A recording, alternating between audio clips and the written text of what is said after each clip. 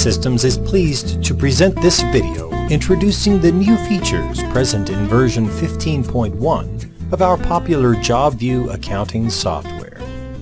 Ideas for new system features come from loyal users just like you. A good number of these ideas come from our semi-annual user conferences, where serious-minded JobView users gather to share ideas and experiences they've had using JobView. Thank you for your input and the wonderful suggestions you've submitted, making you a valuable partner in our development strategy. I'm going to show you a few of these new features and explain their benefits. Keep in mind that there are more new features in version 15.1 than we can show you in this quick video. We've chosen some that are readily apparent and easy to describe using this visual medium. First, let's look at a few general changes.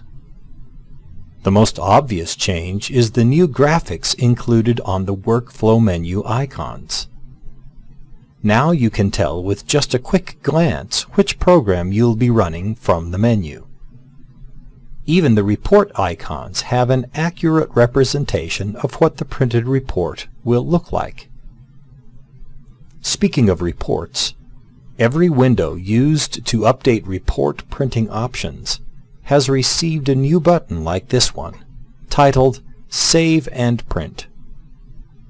This allows you to make changes to the report settings and print a copy of your report immediately without having to close the update window and print from the browse window. If you find yourself repeatedly tweaking a setting and reprinting the report, this will save lots of time and frustration. Some of you may find yourselves running JobView on a computer or tablet with a smaller screen. If you are, you may wish to have more real estate for your actual JobView procedures. A new menu item found on the Setup menu allows you to display or hide the toolbar at the top of the JobView window. If you choose to hide the toolbar, you will have a bigger space for viewing other JobView procedure windows. Over in Job Costing, we've added a couple of features we'll highlight here. First, we've added a totally new report that will excite those of you who use the Equipment Costing module. This report is called the Equipment Usage by Job report, and as the name implies, it will print a comprehensive listing of all the pieces of equipment that were used on a specific job, sorted and subtotaled either by equipment ID or by cost code. Another job costing addition has to do with including unposted costs from AP and payroll on your job cost reports. At a recent user conference, our intelligent users let us know that it might be handy to be able to include these unposted costs as long as they are not in a repeating batch. Now you can see that when you select this option, you can indicate whether you want to include all unposted costs or just unposted costs in non-repeating batches. Here's a feature that spans both the job costing and accounts receivable modules. A new option in the Billing Phases tab has been added specifically for the contractor draw billing type. Traditionally, when you add change orders to a draw, you add them as additional draw line items. Now you can choose to include changes right within the individual scheduled value line item. Just make sure this box is checked. Then, when you add a change order, use this drop-down list box to select which scheduled value this change order belongs to.